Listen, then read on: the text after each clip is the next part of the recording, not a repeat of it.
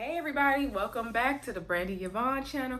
Of course, I'm your girl Brandy Yvonne. Here at my channels we do fun reviews, recaps, and discussions of all of our favorite shows that we like to watch. So tonight, of course, we are talking Ready to Love. This is season 5, episode 5, Truth or Dare. So I do know that I now am recording this video on like Sunday night. 2 nights late, y'all. The family emergency I let you guys kind of know about last week is still happening. So I was not able to record Friday night like I wanted to. Friday night, even more things added on to that, to the situation going on. And it was very emotionally and mentally exhausting. So I was not recording any videos Friday night. Saturday planned to record. Ended up going to the casino. Lost my money, but had a good time, y'all. Anyway. Finally getting to take some time for myself now, so I decided to let me at least get the Ready to Love video done. I'm not going to do Ladies Who List Atlanta tonight. I will do it Monday, and then I should still be on track to do Kings of Napa Tuesday, and hopefully we can get back to our regular schedule. I do apologize. Thank you for those who are still sticking with me despite everything I have going on, and just keep me and my family lifted up in prayer, y'all. But enough about all of that crazy drama. Let's get into this review. So as I said, the name of the episode was Truth or Dare. So episode starts out with we're still in that public group elimination. Sorry, y'all, I had to adjust. The elimination situation, right? And Demetrius doing his deliberations. So you know, AP and Precious was called to the front of the church, okay? And so, basically, you know, he said, you know, they don't know if AP is over her ex-husband, if she's really ready to love. We don't know if Precious is ready to be at the club, if she's really ready to love. They pretty much saying Precious is for them streets, she's trying to be out there partying. I don't think that's what Precious is saying or doing. I don't even know how that became the thing, I guess from the conversation with Demetrius, but that's not how I see it. I'm gonna get into that in a second. So anyway, dun dun dun, AP, you are dismissed, you're eliminated. So AP is looking like, like, I know I'm ready to love. She's kind of shocked, but she's like, ain't this about some mess? She kind of had to look like, I don't even know why I came here because it wasn't working for me anyway. And AP, it wasn't. And I think that AP is ready to love. AP's already had a great love in her life. So anything now is great. Like, you know, if she can find another love equal to her ex-husband, great. But if she probably won't ever find a love equal to her ex-husband. I don't think that's what she's looking for. I think she's looking for someone to, I think anyone who gets with AP has to rise to the occasion, because AP has already risen there, has already done that. She may have some little bit of healing work to still do. I don't know, but I think that it's going to be harder for her and whoever wants to date her, because she's already had a great love of her life. Her husband just happened to die. So even what she's looking for may have shifted. So I think AP's man was not on the show anyway. I don't think she took a lot of her cast members seriously, and maybe saw herself as a little bit above them also. And also it could be because her husband was like 12 years older than her. So I don't think any of those men were technically her type anyway, if she prefers to date older. Nobody was that much. She was all in the 40-year-old men's age group. Everyone, she was in the appropriate age group. I mean, maybe Paul was probably too young for her, so it wasn't gonna work. So anyway, Precious did her little 2-step. She get to stay. Nephew Tommy says we're focusing now on quality and not quantity. He's not bringing any more new singles. The ladies are all relieved. Everybody's happy about that. So then Tommy says Chef Eric's been preparing this great meal. Let's get into it. So then we see they must all change clothes at the lake house, because they're all in sweaters and scarves and jackets, and everybody's clothes is not matching. Ace looked like she going to a fancy dinner. Carmen looked like she was going to the grocery store. The outfits were just confusing. Why y'all make them eat outside when it clearly was cold outside? I didn't get it anyway. But Chef Eric's food was good according to the cast. So anyway, then they're like, you know, Chef Eric's is like, I'm glad I can do my passion out here. So then, this is where we get to the truth or dare, y'all. here come Mr. Laverne saying, can we play this game of Truth or Dare? Now, why are we playing Truth or Dare at this age? I don't know, but let's play it. It'll be fun. I'm with it. So Laverne says, okay, he tells Tina, touch the chest of the person you're feeling the most. So she run over to touch Paul's chest. Lord, she love her some Uncle Paul. I don't see it, Tina. I don't see it.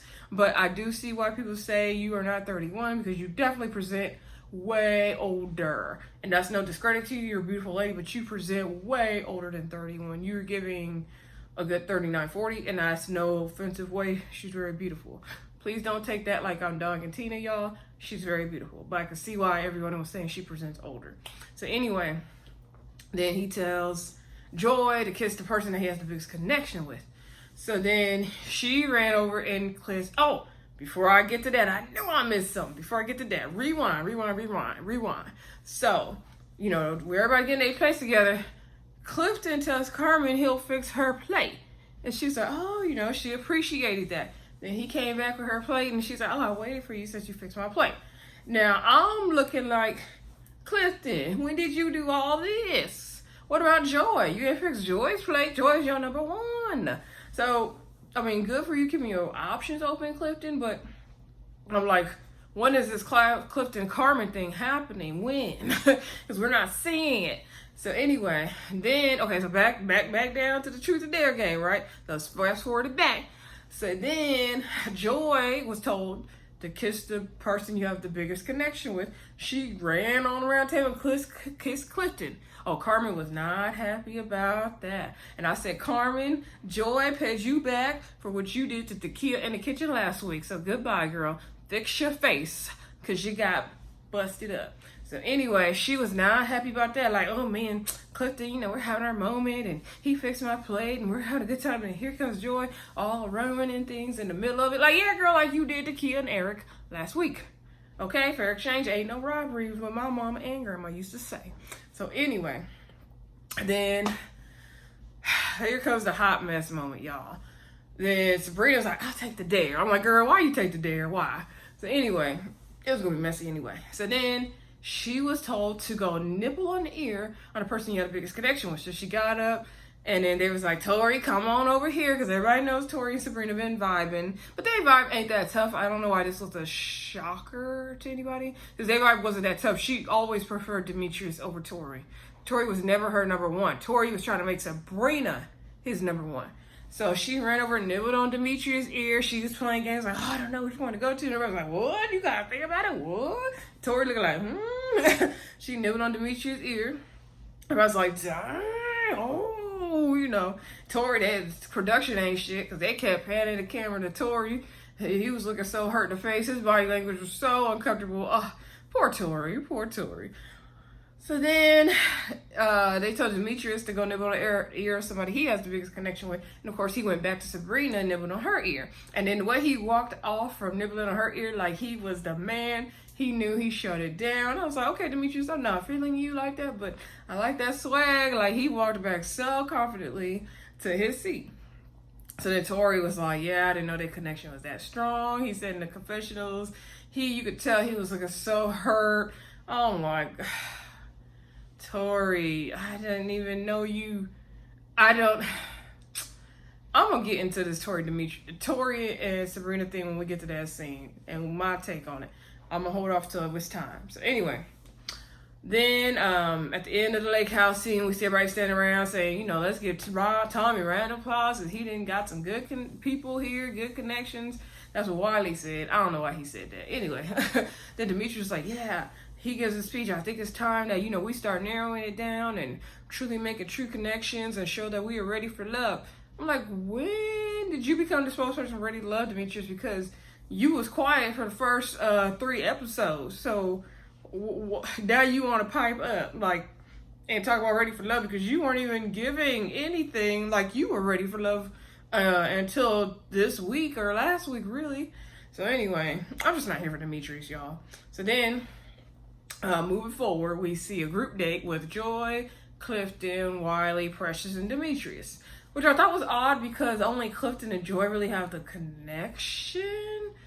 But it was good to everybody still mix it up, because we're not at that point where we're really locking it down yet. I think the next couple weeks So when they will really start locking down on the connections. Okay, so they're doing this like adult jungle gym thing. It looks fun, but I'm scared of heights, so I probably couldn't do it, y'all. But it looked fun. It looked fun. So anyway, they're climbing the things. Wiley pants is too tight. He said he should have wore shorts. I don't know why he wore them jeans to do that activity. Wasn't working. Precious was scared to grab onto some balls. Clifton made a sexual joke saying those balls are made for you. Then Precious goes over to talk to Demetrius about how she needs somebody to like be with her and support her, and she can't do it on her own and all this stuff. And so basically she was saying like, I'm not a lady for the club. I'm a professional woman now. I'm not focused on those things anymore. And she was like, let me try to prove it to you and all that stuff. And so Demetrius received it in the moment, but in his confessionals, he was like, yeah, I don't know how to take this because I don't know if she's just doing damage control or this is how she really is. My thing with Precious Girl, you didn't need to go explain yourself to Demetrius. You didn't need to explain yourself to him at the pool party. You didn't need to explain yourself to him at the jungle gym, okay? Precious is not that she's for the club.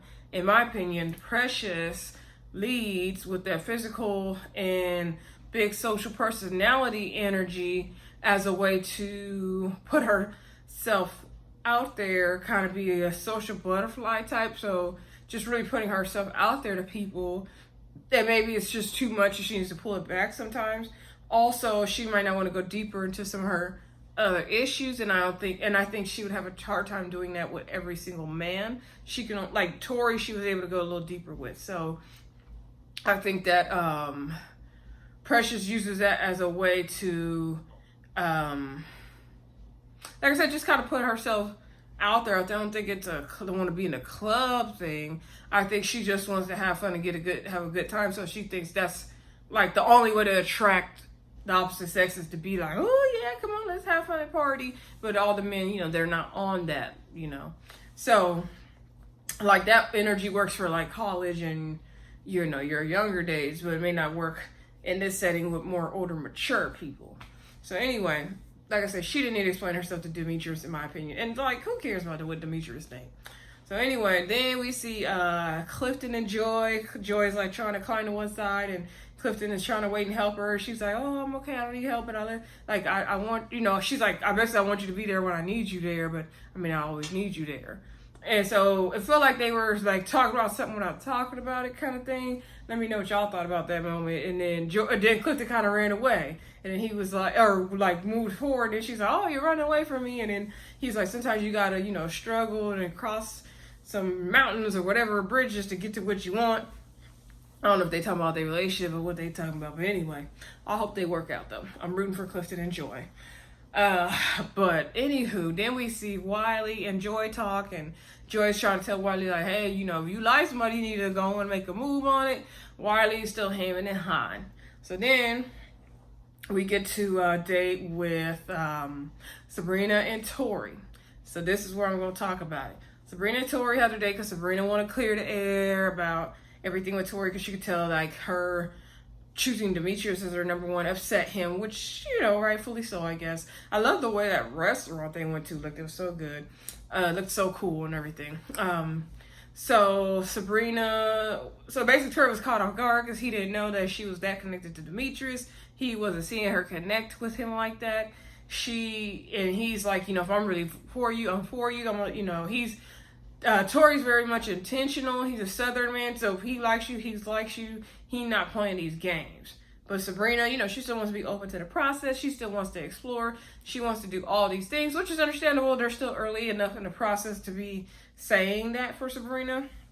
And so he's like, it's okay if you have other options, but you just need to communicate it. And she's like, yeah, you're right. Because she was like, well, what are you saying? Like, she's saying, if I have other connections, are you not going to still want to explore this?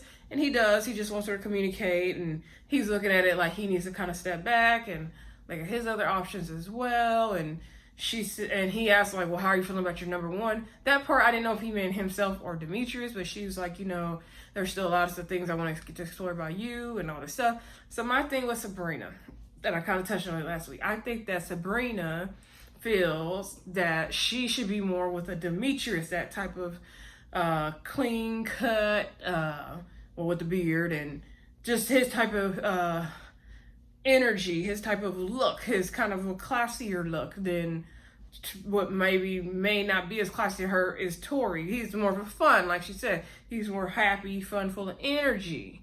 So she, in her mind, sees herself more with a Demetrius is what she wants. But maybe a Tory is more of what she needs. And Tory is the one pursuing her. So I do feel like Sabrina goes after men who are not interested in her. Because Tory's showing her all the interest in the world, but she don't want that. She would have Demetrius, who was barely doing anything and only really started doing anything once Tory was doing it. But I think that Demetrius is playing a long game. Demetrius sat back and let the other men pursue. And then he swooped in. So I don't know, I'm watching that Demetrius. I think he was playing a long game this whole time. Like, he was sitting back waiting, let the other men do a little bit of the work. But the lady still got her eye on the other guy, because that's how we are. We never want the guy that's pursuing us. When they start pursuing us, tell them, we're like, oh, I don't know. You want the guy that's not available, because I know I've been like that too. So I can see that in Sabrina is what I think. And I hope she makes the right decision. Tory's very cute to me, though. Tory is so handsome to me. Like, I would pick a Tory over Demetrius. To me, Tory looks so good. Them dreads and he looks so good. Holla at a girl, Tory. Anyway. Moving on. Then we see a date with Donovan and Tina, and he asked her about her baby, and they're talking about their daughters, and their 2-year-old's so cute, and all this stuff. And Tina asked really, really good, deep relationship, intentional questions, which I really like about her. And her and Donovan seem to have connected well, and they had a talk about what the future could look like and all that kind of stuff on their date. And I actually could see them together. I think they have like a 10-year age difference, but I mean, if she liked Paul, then it really don't matter. She must like older men, and she probably easily gets older men because of how mature she looks. And again, I'm not calling her old, y'all. So anyway, then across town, we see a date with Paul and Carmen. So Carmen comes in there with her cute sundress. I said, come on, Carmen, work. Carmen ain't gonna do nothing else. She gonna work. So anyway, Carmen came through. Paul was like, dang, I don't want to sexually objectify her, but she's looking good. They sitting down talking. They're asking each other about romance and stuff. Next thing we know, he offered her his pickle. So she's kind of looking like, And so then she was like, okay, are you just going to give it to me, or are you going to feed it to me? So then she started to lock them eyes on him. Now, y'all know them eyes Carmen got. Carmen got them crazy eyes. Okay, she got the eyes that look like she put the ill nana on the guy, have him spinning out of control, paying all her bills. Like, Carmen got the voodoo tricks up in her, okay? She was like putting them little like, sexy eyes on him. I don't even know if I'm doing it right. Let me know in the comments. But she was all like, yeah, you gonna feed it to me? I'm doing all that. And so she was like, are you romantic? I was like, okay, Carmen, okay, she's a man eater. I would tell you, Carmen be getting on my nerves with her little catty and pettiness, but I like her. Something about that, I like her, okay? So then they were talking and then talking about, how they could want, Paul fed her the pickle. It was a cute little moment. She liked it. And she felt like she could get sexual energy from Paul, and that's what she got. And they're talking about, wanting something out of life and being go-getters. I feel like Carmen and Paul could actually match, but Carmen will wear Paul out. Carmen will have Paul straight up, turned out, nose wide open. She would destroy Paul. But Paul might be good for her, though. Paul might be good for her. Anyway, then we get a group date with Ace, Tina, Dakya, Tory, Paul, and Laverne. Yeah. And so I love Tina's dress. It was cute. Her whole outfit, her hair, everything looked good. Dakya looked cute. I wish she would have wore a different dress, but she looked cute. Ace was giving me a little bitty bit of church. And those shoes, I didn't know what was going on with the shoes, Ace. I'm gonna need you to put on a strappy heel or something else, or more of a heel. It was giving a little bit of kitten heels or grandma heels. No shade to my girl Ace, she still looked cute. That top was cute, leather jacket was cute, skirt was cute. It was just not giving me going out to the club. But maybe because the lady, I don't know how old Ace is, in her 40s. Maybe she wasn't, maybe she was trying to be a hoochie mama like I'm still trying to be at 33. I don't know. Anyway, I'm not that much of a hoochie mama, y'all. I'm just kidding. But anyway, maybe she wasn't trying to give all that, So she wasn't trying to show up her body, yada yada, okay? So anyway, Paul and Tina went to the bar. They having a talk, and he's like, "Oh yeah, you looking good." And she's like, "I like a man that goes after the shoot what he wants." And so they having a little talk. It's getting a little hot and heavy, steamy. So then Dakya and Tory talked about what happened at the lake house at the Truth and Dare, and he's like, "Yeah, I definitely gotta look at my other connections, take a step back, all that good stuff." So then we see them dancing, having a good time. Ace was twerking. What it was with the twerking for me. The music wasn't matching the movement, and I'm sure because they didn't have clearance to play whatever song they needed to play that was happening in the club, so they just played whatever beat they were playing. But then it looked like Ace couldn't twerk because it wasn't on beat with the song, and then the way she was moving, forgive me y'all, my clothes are ready in the dryer, but it just wasn't, the twerking wasn't working for me. But I'm sure if I would have been there in person with Ace, I'd be like, okay girl, man, if I get up, Ace, go ahead, Ace. If I was there in person, I could hear the song that she was actually twerking to. TV this doesn't translate, and that's no shade to my girl Ace. So anyway, then we see Ace and Tory were dancing together. I like to see Ace and Tory dance together. Paul was dancing with Dakya. They was having a good little moment. So then we see Tina talk to Laverne because she's new to the process. She hasn't met him yet. And so, also, side note, I think Tina and Donovan dating is a really cool idea because they both are new to the process and can both navigate it from where they're both starting at the same place versus somebody who's already been in it these past 5 weeks. So anyway, then, side note, y'all notice all the new people got eliminated right away, like AP and Cornelius, and who was the other person? I can't even remember their name now. But yeah, I noticed some of the, Carmen, she got to stay, and Donovan. But yeah, a couple of the new people were eliminated quite soon. So anyway, back to the episode at hand. So then Laverne is talking to Tina. Tina wants to get to Laverne. She's new in the process. She's explaining all that to him. And he's like, "Oh, well, don't worry. Just do you. And we'll pursue you if we want you." And it's kind of like, or no, he said, "We'll come to you if we feeling you," or something like that. It was just a weird statement he made. Then he was like, "I'm from the South. I make fried chicken." Then he started talking about his weight and his body and working out, and I'm from the South. And she's like, "Okay, if you're from the South, where are you from?" He's all from Gary, Indiana. Gary, Indiana, I thought was considered the Midwest, not the South, but somebody who lives there, please correct me. Do you guys consider Indiana the South or the Midwest? Because I consider it the Midwest. But I'm a West Coast girl, so let me know. Anyway, he was very off-putting to her, like he has been to all the girls. He's so self-centered, always has to bring the conversation back to him. And to me, he lacks self-awareness.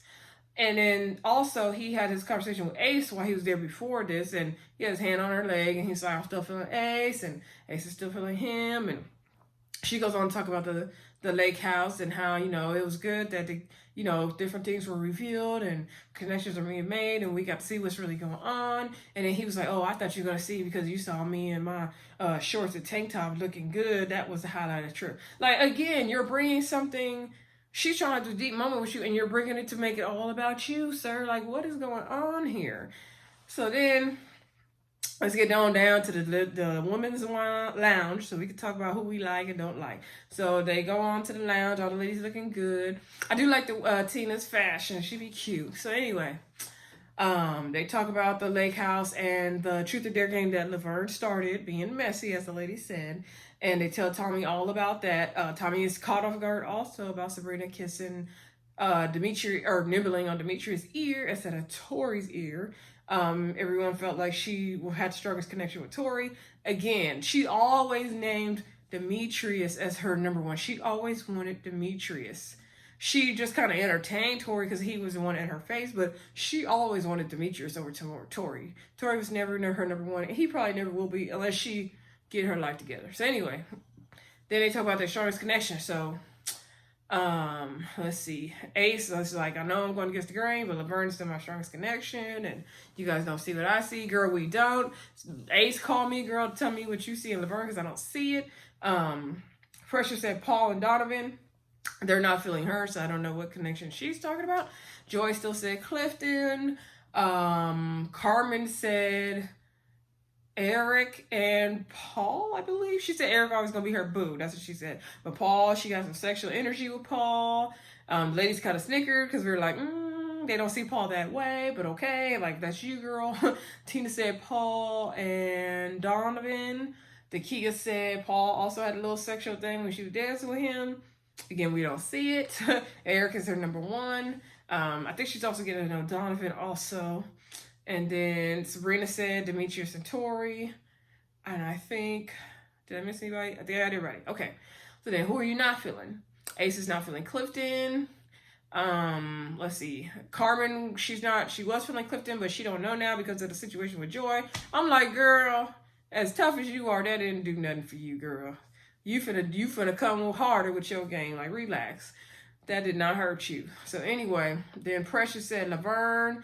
All the ladies talked about how Laverne was really reserved from the pool party. They weren't really understanding him. Like, when he's on, he pursues. He's a nice guy, friendly, sociable, but then he withdraws at the pool party. It was like they forgot he was there. He got his negativity. He's the one that started the game. He's messy, all this stuff. So I totally agree. All the stuff we've been saying. The key, the girls are not feeling Wiley. It's not his age because he's very mature. He just does not pursuing in the way he needs to pursue. And let's see. Somebody else wasn't feeling Tory. I can't remember who it was. So anyway, let's just get to the end of the episode, y'all. So get to the 2 elimination dates. We have Dakya is there to eliminate Wiley. And then we have Precious there to talk to Laverne. So Precious is talking to Laverne, saying, it's been a minute since we've seen you, and, ladies got together, we deliberated, and we're not, you're not showing up, you started that game being messy, and he's like, oh, I had no stake in that game, and it wasn't under my connections, and, whatever happened after that happened, but she's like, but you're the one who initiated the game.